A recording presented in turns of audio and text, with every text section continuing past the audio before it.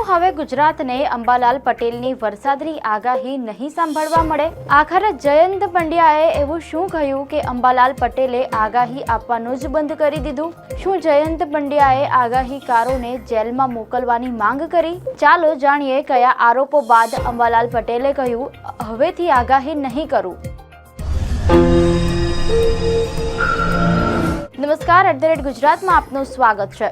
હવે હું આગાહી નહીં કરું, માત્ર એક વાક્ય, પણ આ એક વાક્યએ આખા ગુજરાતમાં ચર્ચા જગાવી દીધી. વર્ષોથી વરસાદની આગાહી માટે જે નામ સૌથી વધુ ચર્ચામાં રહેતું હતું એ જ અંબાલાલ પટેલે અચાનક આગાહી બંધ કરવાની જાહેરાત કરી. પણ સવાલ એ છે કે શું આ નિર્ણય માત્ર એક વિવાદના કારણે લેવાયો કે પછી આ પાછળ એવી કહાની છે જે ઘણા લોકો હજુ જાણતા જ નથી? ચાલો જાણીએ. દર વર્ષે ચોમાસું નજીક આવે એટલે ગુજરાતમાં એક નામ સૌથી વધુ ચર્ચામાં આવે, એ છે અંબાલાલ પટેલ. વરસાદ ક્યારે આવશે? કેટલો પડશે? કયા વિસ્તારમાં ભારે વરસાદ પડશે?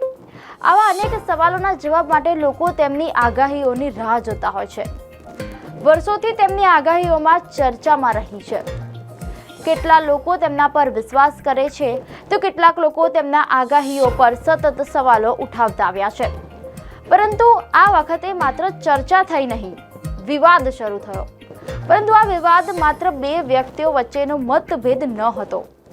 એક તરફ વર્ષોથી ચાલતી પરંપરાગત આગાહીઓ હતી જેના પર હજારો લોકો વિશ્વાસ કરતા આવ્યા છે. બીજી તરફ વૈજ્ઞાનિક અભિગમ હતો જે માત્ર ડેટા અને આધુનિક ટેકનોલોજીના આધારે આગાહી કરવાની વાત કરે છે. એટલે જ આ ચર્ચા ધીમે ધીમે આખા ગુજરાતમાં ચર્ચાનો વિષય બની ગઈ. આ સમગ્ર વિવાદની શરૂઆત થઈ વિજ્ઞાન જાથાના જયંત પંડ્યાના નિવેદનથી.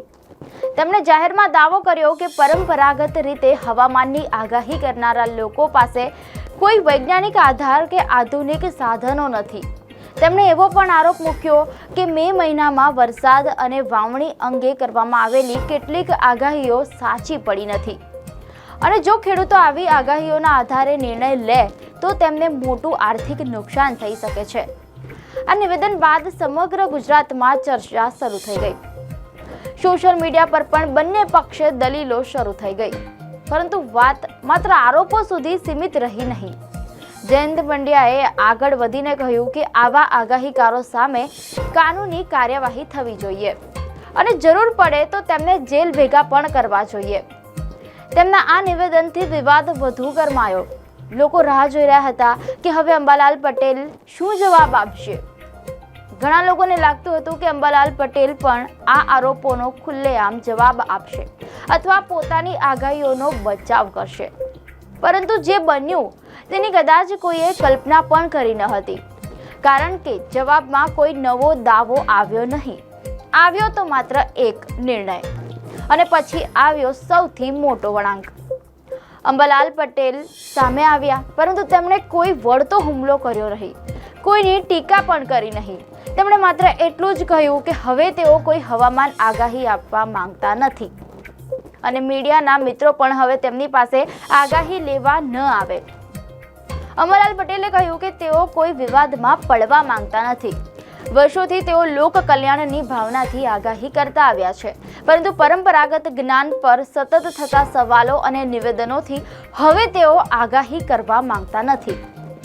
જો કે તેમણે એ પણ કહ્યું કે ભવિષ્યમાં યોગ્ય સહયોગ મળશે તો ફરી વિચાર કરી શકાય.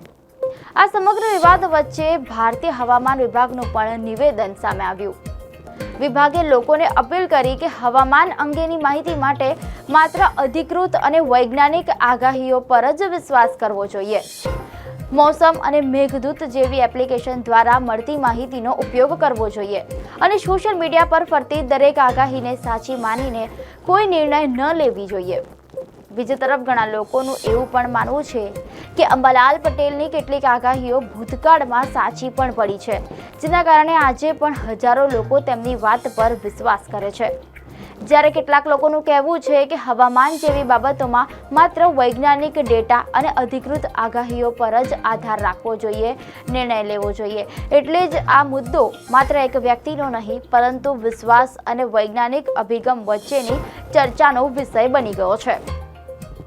હવે આ સમગ્ર મામલામાં સૌથી મોટી ચર્ચા એ છે કે એક તરફ વર્ષોથી ચાલતું પરંપરાગત જ્ઞાન છે અને બીજી તરફ વૈજ્ઞાનિક પદ્ધતિઓ.